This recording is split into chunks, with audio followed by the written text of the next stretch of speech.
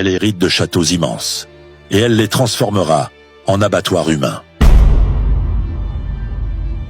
1560, dans les brumes de Hongrie, naît une enfant maudite. Elisabeth Báthory grandit dans un château où la violence règne en maître. À 15 ans, on la marie au redoutable comte Ferenc Nadasdy, le chevalier noir qui massacre les Turcs sans pitié. Pendant que son époux guerroie, Elisabeth découvre le plaisir de torturer ses servantes pour un simple regard. En 1604, Ferenc meurt au combat. Elisabeth, 34 ans, hérite de tous les pouvoirs. La Hongrie ne sait pas encore quel cauchemar vient de naître. Un soir d'hiver, Elisabeth gifle violemment une jeune servante. Le sang coule sur sa main blanche et elle remarque que sa peau rajeunit à vue d'œil. Cette découverte change tout. Elisabeth comprend que le sang des vierges peut lui donner l'éternelle jeunesse. Dès lors, ses châteaux deviennent des pièges mortels. Elle fait enlever des centaines de paysannes, les torture dans ses cachots, recueille précieusement leur sang. Elisabeth se baigne dans ses bains carmins. L'aristocrate raffiné devient un vampire assoiffé. Elisabeth perfectionne son art macabre dans les caves de Chartis. Elle invente des tortures inouïes, aiguilles plantées sous les ongles,